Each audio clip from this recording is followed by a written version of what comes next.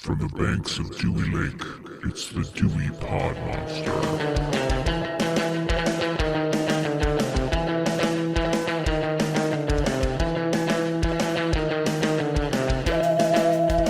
All right, man, welcome back. This is the Dewey Pod Monster Podcast. My name is John, and I am the host of the Dewey Pod Monster Podcast. This is your weekly podcast about consumption or some junk, man.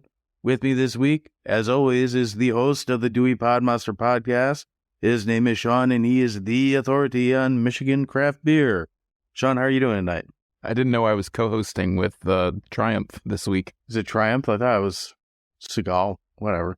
I think you're a little raspier for Seagal. He deserves a little bit more of a raspy take. I'm drinking tonight, so Okay. maybe I'll get there. I don't know. Started early. How are you? I'm good. How are you? Yeah.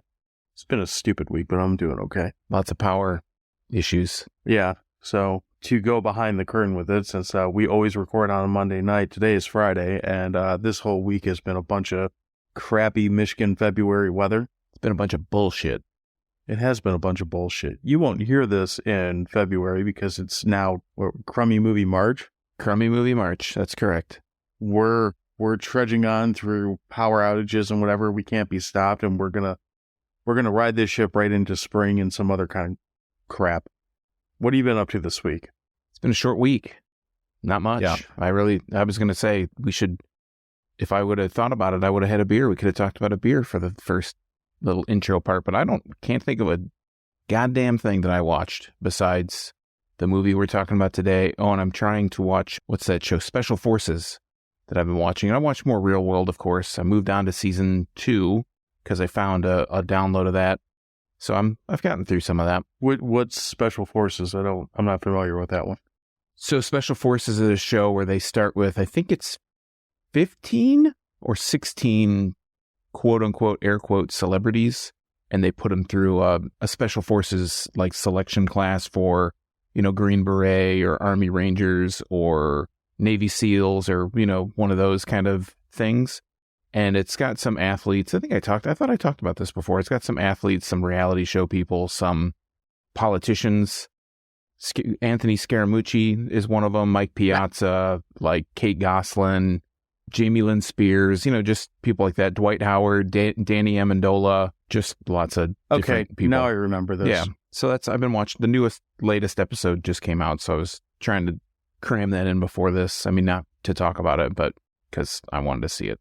I have a vested interest for some reason. I don't know. Well, the concept of pseudo-celebrity reality shows is not new. I guess it just kind of blended into the ether for me. Yeah, I mean, it's no Rock of Love, but we do our best. Well, what is? True. So, big shoes to fill.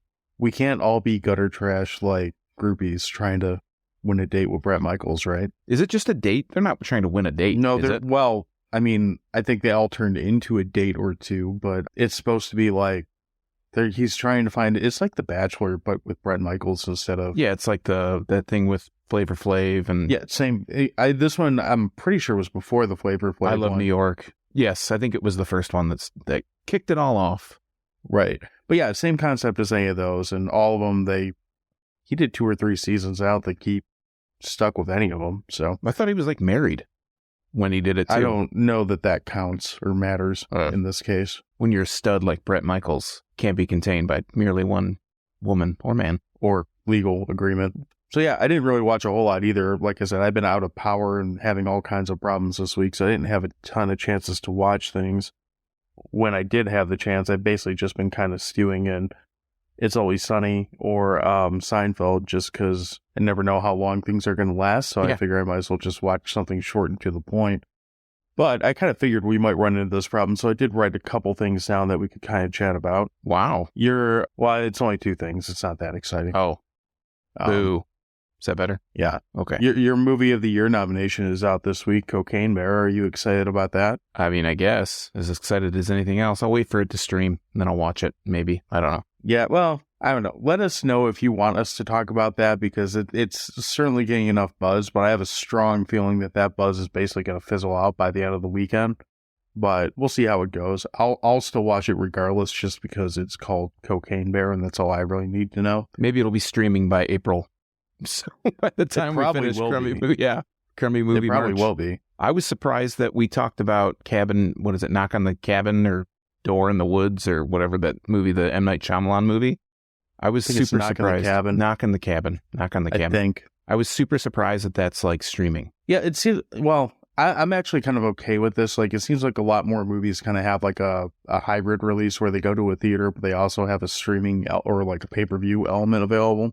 I'm all for that. Like, I really don't have any major desire to go to a theater and deal with people anymore. So, Knock at the Cabin, by the way. Sorry. Knock at the Cabin. Yes. That was close. The other one that's out right now, which I don't know if I think we might have touched on this at some point, but another murder bear movie is Winnie the Pooh, Blood and Honey. Have you heard about that one? I've heard about it. I don't think we talked about it, but yeah, I saw that was blowing up all over shit recently, and I, again, don't give a fuck, I guess, to put it bluntly. So I know the company that... you know them? Well, not personally, but the company that made this movie has got a pretty shit track record. It's honestly the kind of movie that feels like it would fit into Crummy Movie March, just judging by the track record of all these other movies. I've heard the Winnie the Pooh costume looks like it's basically just a Halloween USA costume that they kicked some dirt on and said, here you go.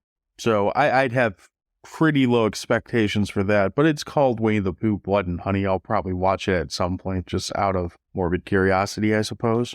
You're a stronger man than me. I couldn't care less. I don't know. I've seen some of the titles you have planned for the next couple weeks.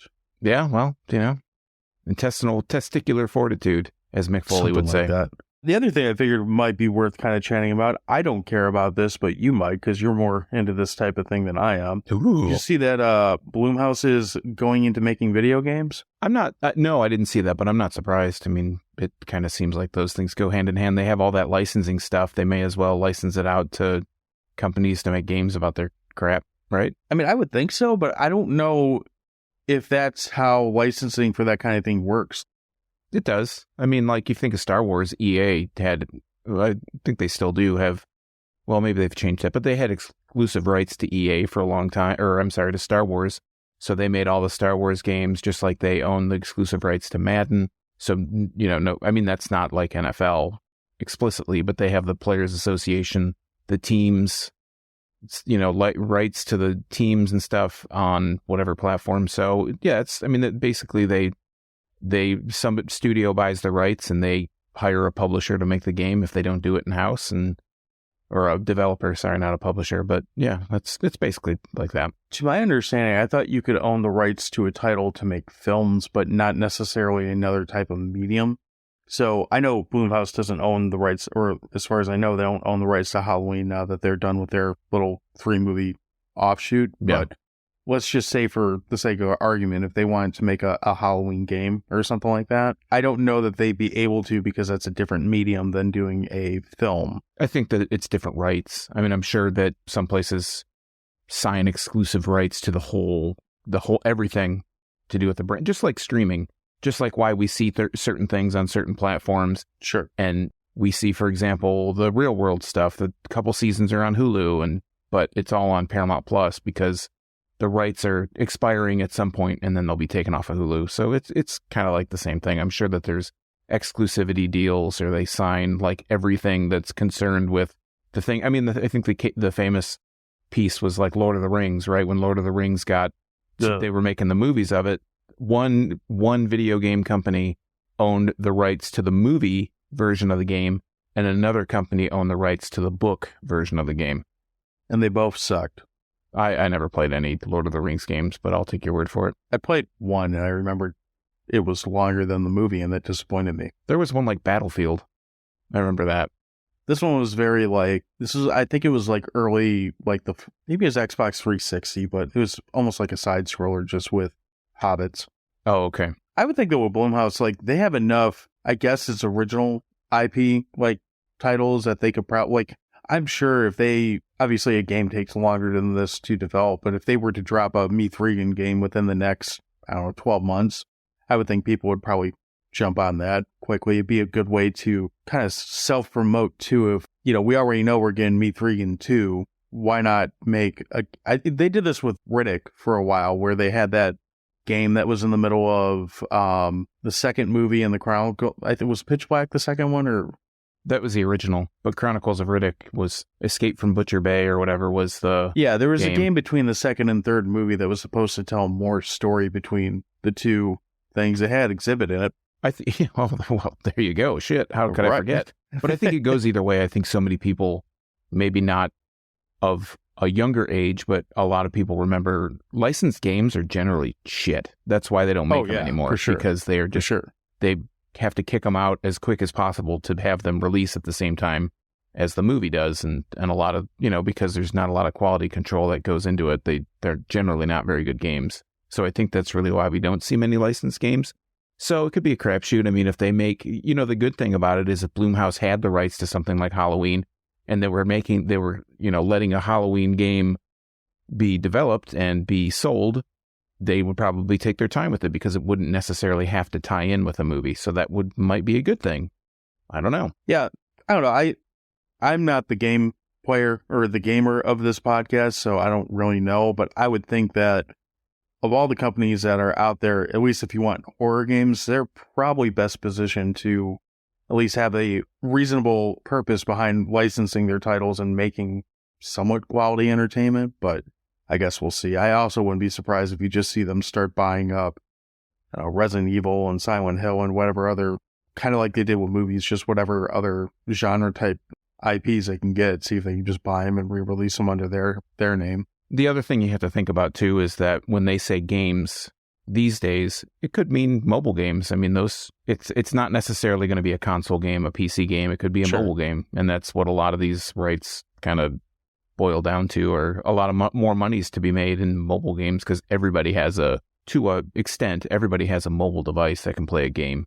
And there's big money to be made on all that stuff. So who knows? I don't know. Some of us still carry around a portable payphone. This guy got a backpack for it, uses quarters. So I always got change. I'm good for parking. Yeah. A lot of apps are paying for parking too, but you throw some quarters at it, it's fine. Throw it at the phone. Yeah. That's how it works. Yeah, anything else we want to kind of talk? That's all I had, just those two things. I thought the Blumhouse thing was moderately interesting. So you got anything you want to add before we jump into this official start of Crummy Movie March? No, I think I'm just chomping at the bit to start Crummy Movie March. Well, let's get started then. Let's get it on. Is that what they say? That's what we just said. Okay. So, all right, so we are starting Crummy Movie March with the title Never Too Young to Die, which was released in 1986. This movie is about a top secret agent murdered, so his estranged son, a high school gymnast. This is a really horribly written sentence. Let me start that over again. There's a lot of commas here. I apologize in advance. I'm just going to power through it. A top secret agent is murdered, so his estranged son, a high school gymnast, teams up with his dad's attractive female partner to stop the psychopathic hermaphroditic gang leader who killed him and now plans a major terrorist attack. That's a really terribly written sentence. I don't even want to read the storyline because the storyline, just looking at it, is the whole movie. It's huge. Oh, yeah, it's huge. It's probably longer than the script. Jeez, I didn't realize that this expands, too. Yeah, I've never seen that before. Actually, I think this little blurb at the top is about as good a lead-in as you can get for this movie. I don't know if we want to even attempt the storyline stuff. That's your call. Do you want to skip that? Yeah, I don't want to sully this movie by just giving it away, but I do want to read some of the tags that this storyline has, because there's over 325 of them. The top ones that they show are forced kiss, stabbed with a fingernail, woman hoses herself off, gymnast, roommate. Perfect. Yeah. Can't get much better than that. I do want to say this movie, if you are interested in watching it, it's available on Roku, Tubi, Canopy, if that's your thing. Pluto TV, an icon that looks like a ice cream sandwich.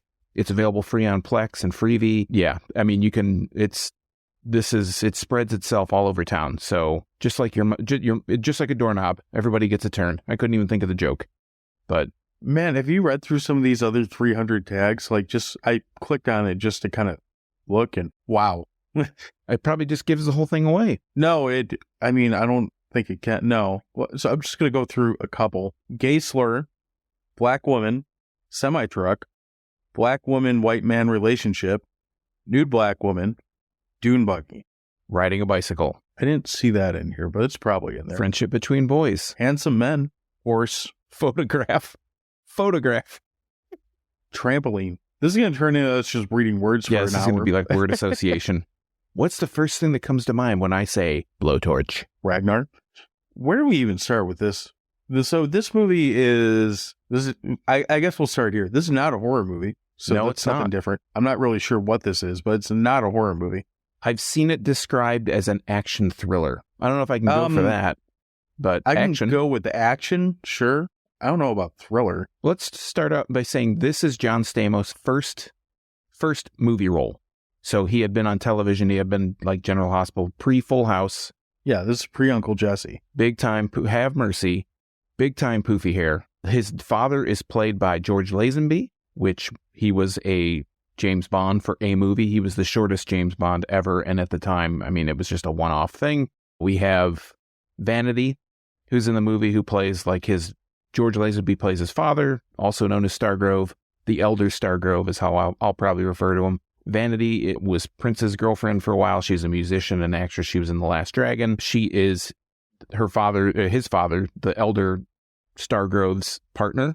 At one time, we have Robert Englund makes an appearance. We've got Gene Simmons. How could we forget? Gene Simmons playing the Hermaphroditic. And before anybody gets all outraged, that's how he's described. He's a hermaphrodite named Velvet Von Ragnar. Yes. He's really He makes the movie. I mean, you hear about guys chewing scenery in a movie, and I think Gene Simmons literally tries to like chomp on every piece of anything he can get near his mouth in this movie. Can I read my little description that I wrote, my storyline? I think you should. I might submit this one to IMDb because I think it's pretty good. You tell me. It's got to be better than this like book that they have written here now.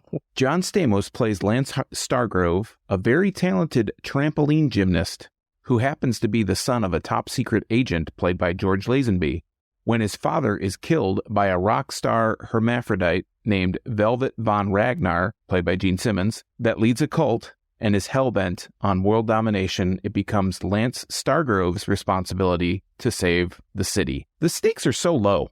He's not saving the world.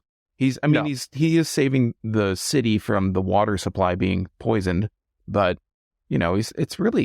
that's kind of low stakes. I mean, in the grand scheme of things. I mean, yeah, I wouldn't want to drink poison water, but could be worse. No, but it doesn't. I don't get the impression that it's anything. People in Flint drink poison water all the time. Well, and I was going to say, I don't get the impression that this water poisoning, that if it were to go through, would be anything more than, I don't know, a week or two of cleanup, in the proper city.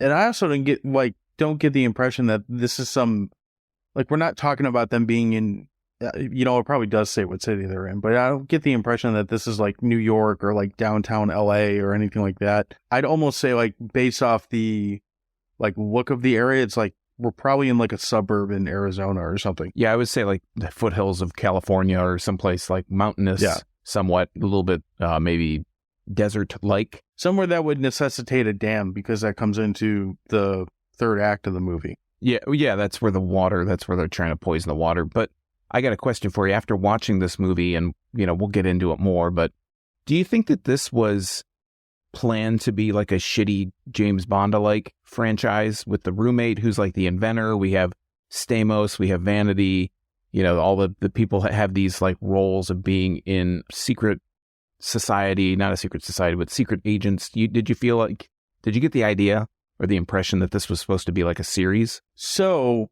funny that you said that. And this was not planned, even though it's going to sound that way. So we usually don't bring up trivia in movies and like the little bullet points and stuff, at least not on the show.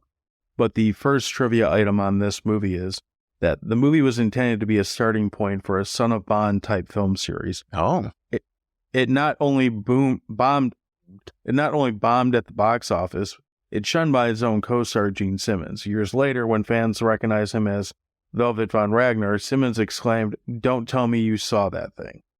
So, yeah, I think that this was supposed to be kind of a mix of that like James Bond type thing, but I also think this movie's got major this movie, if I were to say like what's this movie like without getting into plot or the sheer ridiculousness of it, I'd say it's if you took Mad Max, Rocky Horror Picture Show, and a James Bond villain and just kind of threw them all in a blender and then see what happens. You know what movie I was getting hardcore vibes besides those things that you mentioned? I mean, Gene Simmons is clearly whatever what's Rocky Horror Picture Show? Frankenhooker or something. What is that guy's name?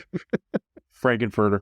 Okay. Frankenhooker is close enough. I mean, Frankenhooker is a different movie. And that's true. That's one that I'm sure we'll talk about it again at some point. So, but I'm getting hardcore If Looks Could Kill vibes. I don't know if you know that movie with Richard Grieco where he plays the kid that goes on the foreign trip to France or whatever, and they think he's a CIA agent.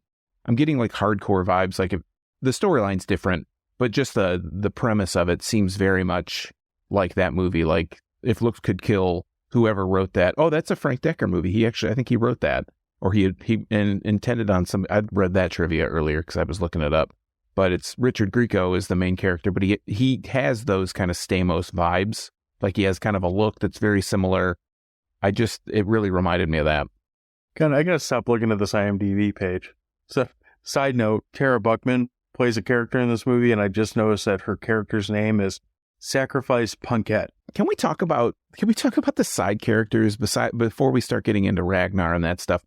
This movie lives in some alternate reality or something. When you mention Mad Max, the reason that is so fitting is because this is like Streets of Fire territory, like ridiculous stereotype of what bikers are, number one. Think like the costuming in Warriors, but with like the machismo of Mad Max. The punks, most of the people that follow Ragnar are these punks. And I would say at least 55% of the people, the extras that are playing punks, are wearing that punk wig, quote unquote, that you would find at Spirit Halloween, where the sides look like they're cut really short and the middle's long. I mean, like the mohawk. And that guy, there's that Road Warrior, like bodybuilder punk dude. The dude with like the mega poof, like Bam Bam poof or something. Yeah. He is like, he must have gotten paid. Because he is featured heavily as the tough in a lot of scenes. I gotta think he's got a background in, maybe not in like, well, I don't know, this is the 80s. Like, he's got to be a professional wrestler or something. Like, just the way I can't imagine he would have any other place where he could make money other than being this type of character in a bad movie or a professional wrestler. Those are the only two career paths for this person looking the way that he does. What do you think was the your favorite or most embarrassing Gene Simmons scene in this movie? Because he plays basically two different scenes. His burlesque scene by far is my absolute favorite scene and my most embarrassing scene by like his scene. So when you see him pretty much right out the gate in this movie. Like you might see him before Stamos if I don't remember for sure, but right out the gate. But they have him kind of like, I don't know, almost like dwelling in like a sewer, or like wherever punkers in this town hide and plan their township domination, their plots disco or nightmare. whatever.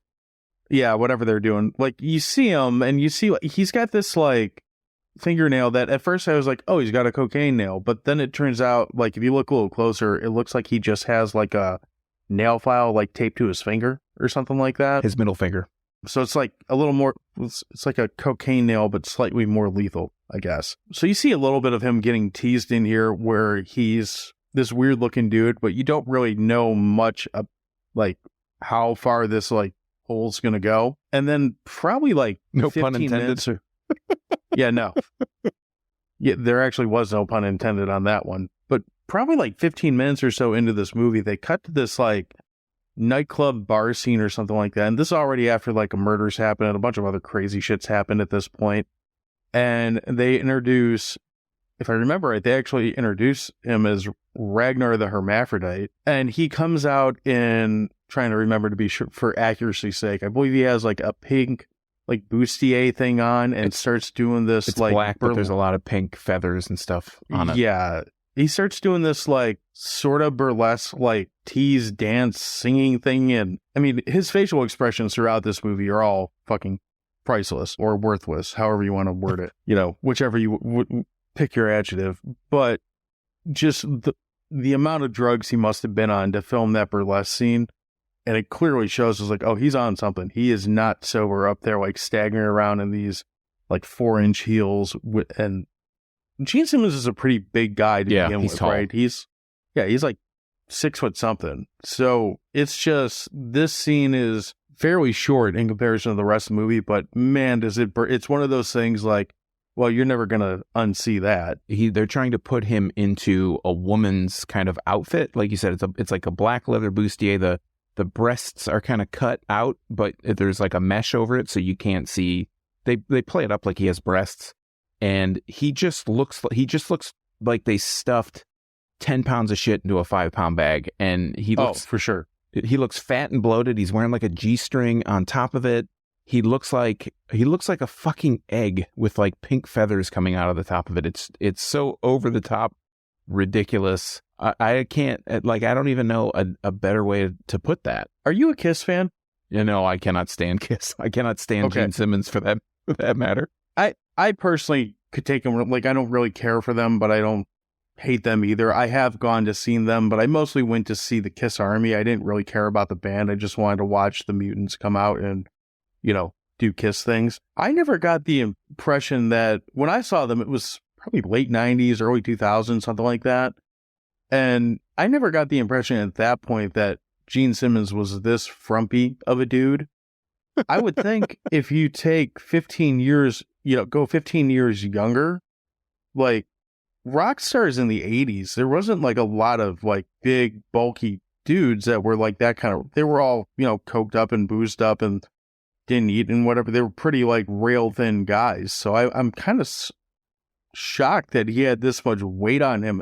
He's not like fat by any means. He just looks terrible in this outfit. He actually looks like he's in pretty good shape, especially when he's not dressed up as a woman. Do you know what I'm saying though? Yeah. Like, by like 1986? Yeah. 1986, like mega rock star standards.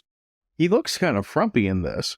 Well, especially when he's the woman, but when he's like, when there's a scene where they're all in like army fatigues and stuff, he looks like he's in pretty good shape. I don't know. It's probably not him. Somebody gets on a motorcycle and rides off. It's supposed to be him. He has a helmet on, so you can't really see his face.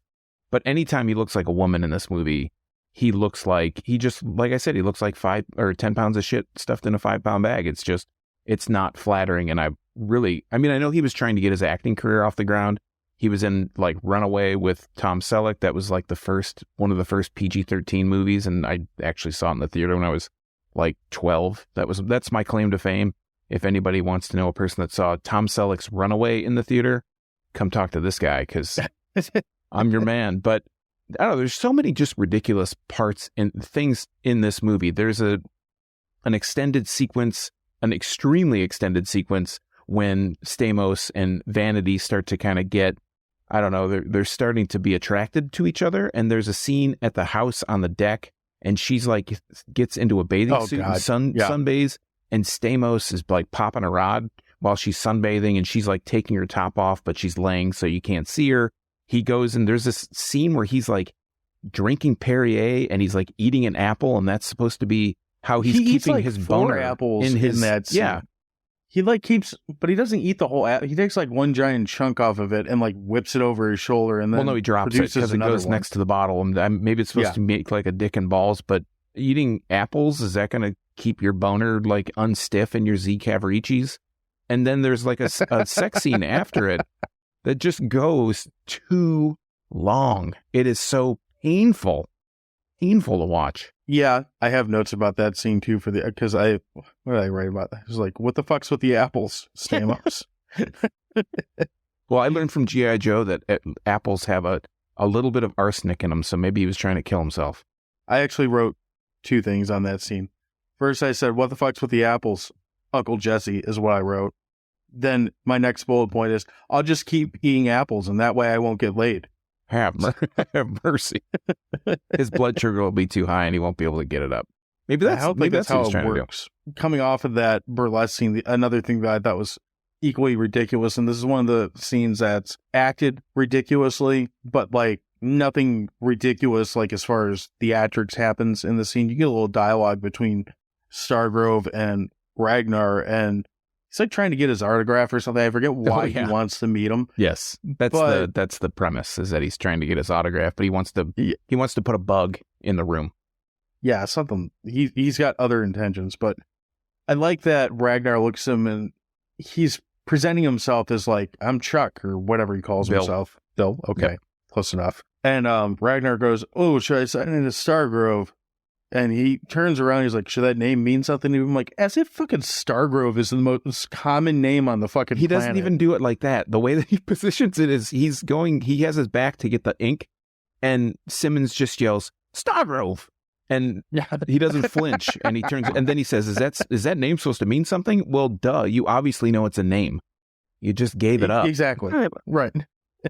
Again, as if Stargrove is just like John or Sean or the most common name on the fucking planet. Bob. So, let me ask you a question. So this movie, it's clearly R-rated because there's swearing, there's some brief nudity. Who is there's this? A bunch of death. Yeah, lots of people getting killed. I mean, that's usually a G-rated movie these days, but like, sure. Who was this movie appealing to? Because it seems like it's too ridiculous and kiddie to be taken seriously, but it's too violent and they swear way too much for it to be kiddie.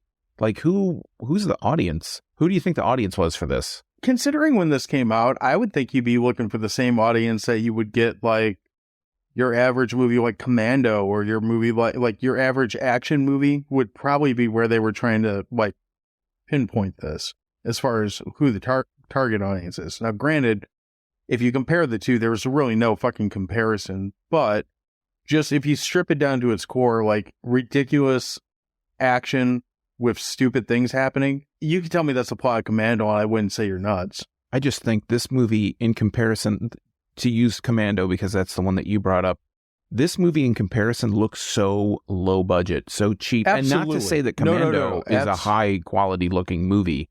No, I'm not trying to say that it's I know. I'm just even on the same playing field as that. But I mean, as far as if I'm a studio and I'm thinking like, well, we have this piece of shit Gene Simmons like acid trip of a movie. Who do we try to sell this to? I gotta think like your 1980s action movie crowd would be the only thing that makes even a little bit of sense to try to pitch this to. Yeah, remote lick of sense at all. I think saying that this movie is ridiculous is the catchphrase. Ridiculous? Yeah, I mean, but I would venture to say the most realistic thing that happens in this movie is when the motorcycle falls off the dam and it doesn't explode when it hits the ground. That's like the most ridiculous thing in this movie, because any other movie, that thing would have been in flames. And I mean, there's so many things. If that's the least ridiculous thing that happens in this movie, that's the most realistic thing. Anything else you could think of that's just silly and out there happens in this movie. So I'm just going to kind of throw some of my other notes in here. Just we can riff off this however you want to do it. This is going back in time in the movie. So I was thoroughly confused by the revolving gun door in the barn. Oh, yeah. Why do you have... So this barn has like a... secret room or something. Yeah, it's like something out of like a 1930s like vampire movie, like secret panel type room where the whole fucking wall spins. And Vanity, or whatever her name is in the movie, she just like jumps up on this table that's attached to the wall. The wall spins around and she comes out with like an AK-47, like guns a-blazing. Two things. The back of the wall, the side that flips out to face the bad guy, has guns on it too. Like the guy could just grab it. You see more guns in the back of this, wherever, this room or whatever that she's spinning in and out of. So there's a whole armory inside of this barn. The other part, her name is Danja. What the fuck kind of name is Danja? Because they make a joke. Jamaican? There's one part that they make a joke. They riff off of it and as if it's ganja. Like that's an insult, I guess, in 1986. But my size should be enough. I don't know. Right after the revolving gun door, you go into the house of Danja, and she has another assault rifle hidden in the hood over her stove. Now, I'm not a gun scientist or anything like that, but do you really want to keep a loaded weapon directly over where a heat source heat is? Like, that seems like a bad idea, right? Well, it keeps it dry. It's like those Does it? electric Because if you boil anything, dehumidifiers. it's going to have... Yeah, but everything rises. Well, yeah, the heat dries it out too, though. It's like like I said, those electric dehumidifiers that you put your electrical equipment in so it doesn't get wet or moist. I guess it does the same kind of thing. I like that they're willing to hide a gun in like literally any orifice that they could find in this movie. I think that's funny. And it's never like a pistol. It's always like some giant like full-size, like 50 caliber rifle that, this probably 115-pound chick is just pulling out and like firing like it's a pop gun.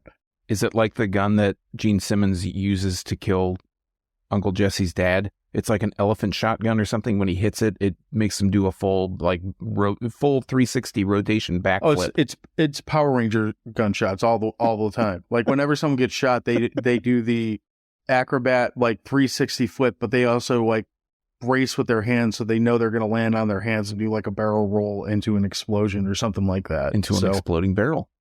Yeah, exactly. I said that I think this is the scene you were referring to with the non-exploding bike, that this chase scene feels like a mix of Mad Max and Knight Rider. Oh, that's in the car, right? In the Corvette. Well, there's also motorcycles. Yes, motorcycles are chasing a car, and there's a semi. I wrote a note about that too. This is going to throw it back hardcore, and if anybody knows what I'm talking about, let us know on Twitter or in the comments or Facebook or something. This has a scene, and I think it might predate the reference I'm going to make, but there's a scene where there's a semi-truck, and for some reason they show the driver and he's swigging out of like a pint of vodka or like some clear, as you do, liquor, right, when you're driving a big rig. And there's a scene where the Corvette, Vanity's driving the Corvette, and she goes under the trailer of the truck trailer, a la Hardcastle and McCormick. Like there's that little red. You remember Hardcastle McCormick with Brian Keith? Was it Brian? Yeah, and what's his face? There's several movies where they've done that trick, but well, this was, I think it's the first one I remember. But yeah, that just really reminded me of that, and I was like, somebody ripped off somebody. Somebody ripped off somebody. The sad thing is, the first time I remember that is probably Christmas Vacation. So. Oh, Hardcastle McCormick was way before that. I'm going to look it up while we're talking. I mean, it probably was before that, but I'm saying the first one that I remember, like what I probably saw first, probably Christmas Vacation. I need to know this now. Premiered 1983. Okay, so you got a 3-year lead on this. Yeah. This movie might have the funniest scene that I've seen all year so far. It's only March, roughly. But some of the punk guys come in and start beating the shit out of Uncle Jesse in the kitchen. And I think the funniest thing that I have seen is he pushes his face into the sink. He's basically pinballing his face around the sink from corner to corner. And he just starts repeatedly screaming, bleed, bleed, bleed, bleed. I love that scene when he's slamming him into the sink and he's just smashing all the dishes. While screaming the word bleed. But Stamos' like body is destroying these. They're just pulverizing these dishes. Right. And I felt, because he just looks like such a douche. Oh, yeah. Uncle Jesse, Stamos looks like such a douche. It was so nice to see that smug, smarmy look on his face get wiped off. And I mean, I know it's a movie, but that was the best acting he did in the movie, because he had to take fake gut punches. That's not him. Well, when they held him, I mean, he wasn't taking real punches, but he recoiled like he was taking real punches, and that gets a thumbs up from me. I mean, Stamos is probably he looks like he's like 18. He's 23. Movie. Is he? Yeah, okay. and I mean, but that's actually, he plays a college student. He still looks like he's about 23, so I mean, I'll give him that. He's not like Richard Grieco, who's probably 30 and supposed to be playing an 18-year-old in that other movie we mentioned, If Looks Could Kill. Yeah, they kind of dress him like Don Johnson through half of this movie, like Miami Vice era Don Johnson. Lots of flowing lots of flowing pants with pleats and tight waists. A lot of white shoes and, beach shoes and all that type of crap. Then right after that, I have, hey, Freddy Krueger's in this, because you just see Robert Englund just wander in front of this giant, like, 1980s chopping mall computer and be like, well, this is clearly where they are. I don't even remember what he's going on about. I'm surprised he is so highly billed in this movie. And the other thing is, the whole movie... Because he's one of the only people with a name once you get past Gene Simmons. And I don't think 86, I guess he would have had some kind of cachet, but the whole movie... He would would have been on at least... I don't remember when Nightmare 2 came out, but he would have had at least a Nightmare under his belt. Yeah. The whole movie, they're chasing this disc that Lazenby, Stamos' dad, sent him in a care package with a bunch of other food and stuff, and nobody really knows. And his roommate is the one that hides it. But so they're constantly beating up the protagonists in this movie to get this disc, which it actually does something. Like, it's actually, they need the disc to release the poison into the dam. It's like the code or something that controls the valve on the dam or whatnot. But that's Robert Englund's like a scientist that's helping him, like, I don't know, set up a Wi-Fi network or some shit so he can like remote detonate the code.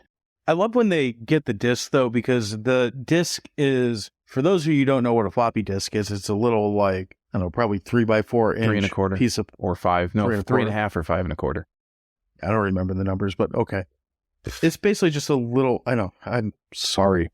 Anyway, we live in an age now where everything's stored in a cloud or on your, cell phone or something like that. It's really great seeing this guy in full drag with, like, Bam Bam Bigelow. Well, no, he's not that good looking. Bam Bam from the Flintstones, but in, like, Mad Max punk gear behind him. Hold up this little floppy disk, and this whole crowd of, like, mutants just goes ape shit in the middle of, like, a field. And it's in a baggie. Yeah.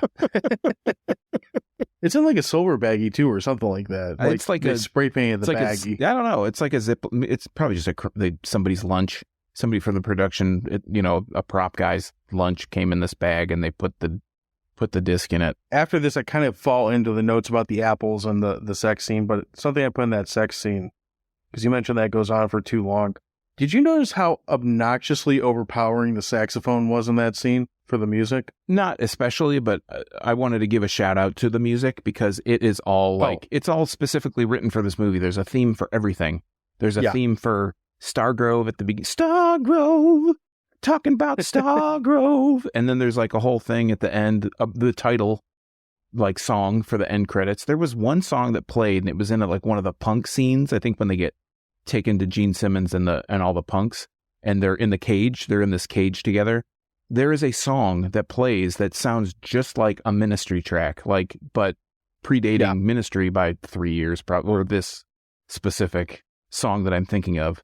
It was like, oh, that sounds just like that song. I wonder if Al Jorgensen saw this movie and was like, that's a cool riff. I got to steal that, because it sounds so similar. Just what you would want to steal from? Yeah, I would. My second favorite Ragnar scene in this movie, I believe they're in a helicopter at this point, but when Ragnar has this, like, fake as shit beard on, I mean, he's got this, like, total ginger nut, like, red beard with, like, a dark brown mustache on, and you look at him, like, so the copy I was watching looks kind of shitty, so, like, I was, like, looking at it, like, that guy looks fucked up, like, there's something going on with this guy, but I couldn't, because of the copy of the movie I was watching, I couldn't 100% tell it was Gene Simmons at that point. But when he reveals himself as the, like, Ragnar that he is in this scene, from he basically Carruthers to Ragnar. Yeah, it's such a, and again, this goes back to his, like, endless barrage of stupid faces that he makes in this movie, but his, like, oh shit, it's Ragnar moment is just gut-bustingly funny. There is a part of that scene where I'm like, did they use somebody else? Because it doesn't look like Gene Simmons. Yeah, and that might be part of what I was seeing with it too. Like I said, I didn't feel like going back to watch it again to do the research. Yeah. But just his reveal is just fantastic. I have to say, you mentioned this, it being a shit. These types of movies, I feel like if you watch them in HD, you're losing some of the magic. Like some things getting lost. You have to watch this as a shitty copy. I mean, that's the way that this deserves to be watched. I feel like you can't get any real enjoyment out of a bummy ass movie like this unless it looks like shit as well as being shit. Well, and it's funny you said that, because I sent you a screenshot of this movie, which we'll be sharing endlessly during the week of this movie being out. And it's a very good rip of a picture from this scene. Like, it might have came right off the negative or something. But yeah, at no point does this movie look anywhere near as close as the images that are going to be shared from this movie. We'll just put that out there. Some of the streaming services do say they're in HD, so I wonder, they probably upscale it to like 720 or something. They might, like that. Yeah, they might just stretch it out. To be honest, it might just be the crummy copy that they've put it up, been able to put on their service. I don't remember this at the moment, but I wrote down that Ragnar's screams while getting his ass kicked are fantastic. So apparently he made some pretty funny noises while getting the crap beat out of him. Well, at the end, when he's the final confrontation, he's on the dam? Yeah, they're fighting and he's like pleading for his life, but it's all a ruse. Right. Of course. Then the last note that I really have on this that I haven't said, because there's another thing about his facial expression, so he must have done something stupid.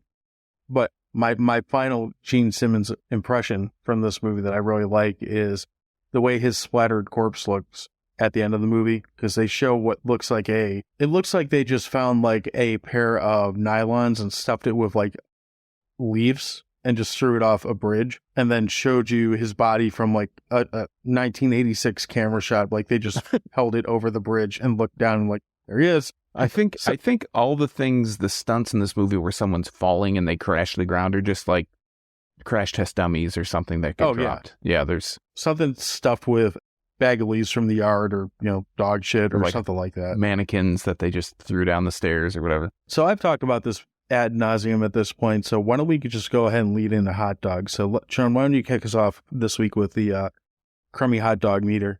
Well, I'm going to change my scale up a little bit because this is Crummy Movie March, and these movies, I feel like they can't really be rated on the same scale as a good movie. But I'll say, as far as shitty movies go, what was this? I think my scale's not changing. Yeah, you don't have to change your scale. That's a me thing. As a connoisseur of fine garbage, I'm going to change my scale just for this month. But as far as shitty movies go, this one it's really fun, very ridiculous. I honestly don't know. This was released in theaters. Keep that in mind, right? This was not a movie that went straight to video. They didn't even have that then. I don't know how this was this corny ass shit movie was released into theaters, and whoever was the person that decided that it would go to a theater. I gotta go see this Ragnar fellow. Yeah, so Gene Simmons, he carries a lot of cachet. John Stamos loved him in General Hospital. I don't know who would have thought that this was a good idea. But as far as shitty movies go, I do honestly think it's 3 bulletproof umbrellas out of 6. There's a lot to laugh at and a lot to get pissed off about how stupid it is, because it's just far-fetched, ridiculous, dumb. You can tell looking at the poster art, we'll include that in the show notes, that this is probably supposed to be dumb. I do wonder how much awareness whoever made this movie, we do know who made this, but I just wonder how much awareness was put into, some movies are made and they're made to be ridiculous. And I'm not quite sure if this is one of those or not. I really love how dumb it is. I think I would have upped and given it 1 more bulletproof umbrella if it was just a little bit shorter, because this movie does come in, I think it's like an hour and 42 minutes or an hour, and it's like over an hour and a half. I know that. Hour 32. Okay, so hour 32 it did feel like it was longer than that. Yeah, you could have cut that sex scene in half. It would you could have just cut that out.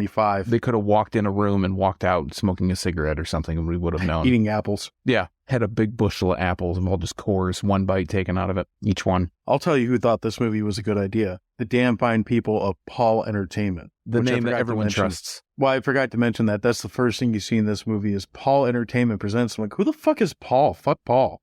It's the Paul brothers. I would actually go as far to say I'm giving this movie 6 hot dogs out of 10 cocaine nails. For me, this movie is all the drugs in both a good and a bad way. It's overacted, it's possibly poorly written, and it looks like absolute shit, but goddamn, it's fun. Gene Simmons is such a cornball, like, memorable character, and John Stamos matches his, like, idiotic demeanor through this whole movie. I mean, I think if you see this poster, and again, we'll include it, you're not getting, like, Citizen Kane or anything, like, classy. Not even getting Commando. You're not even getting Commando. But show me the person who can't watch this and at least laugh their ass off at some point of this. I'll show you someone who's just a plain old, like, piece of shit who doesn't know how to have fun. It's good. It's worth watching. All the places we said it was earlier, I'd go check it out. I'll probably watch it again before the end of Crummy Movie March, just because I had a good time. I laughed. I did not cry, but I thought, man, this would be a more entertaining movie if I had either some encouragement of some kind to kind of laugh at it just a little bit more. Yeah, I watched this totally straight and sober. And I was at work when I watched it, so yeah, I did too. So you were kind of sober. But yeah, I mean, this is definitely a movie, one of those under the influence kind of movies to watch, and just it's hilarious, especially under those conditions. Yeah, absolutely. So, do we got anything we want to add before we kind of wrap on this drugged up hot dog induced burlesque show? No, I'm good. Okay. Well, are you sure? I was going to make a quote of some kind of Kiss comment, but I don't know Kiss that well. So Detroit Rock City or something like that. While you're looking it up. Yeah, that will do. That's a song. While you're doing that, like I said, check this out. Let us, if you watch this movie, let us know what you think about it. Let us know if we're both complete shallow idiots. That's a possibility. Whatever. But you can do that on all our social network spots. We're at Dewey Pod Monster, pretty much anywhere you can find us. You can always go to our website, which is just simply crap.town, and give us feedback there. Or you can leave us comments on or review the show on anywhere that you download or stream this podcast, Spotify, Apple, Google, Amazon, all those things. Leave us feedback. We'd love to hear it. Also, make sure to check out everything Sean's got going on. Sean's going to let you know more about that. Why don't you go ahead and take that over? Well, as having the lofty title of being the authority on Michigan craft beer, you can check me out at youtube.drafttherapy.com. We've been doing a lot of interviews. It's kind of where the channel's shifting to doing more interviews out in the field with people at breweries that own breweries, that are management of breweries, talk about breweries. More than just beer, because beer is just beer, but we want to talk about the people behind the beer and get more information about that. Also, you can check me out on all the social media at Draft Therapy, and stay tuned for more hits on Crummy Movie March. Hits just keep on coming. That's all we got for this Monday night. That's might or might not be a Monday. We will talk. It's a spoiler, people. We'll talk to you soon. Have a good week. Feeling adventurous, then you must put your trust not in a stranger.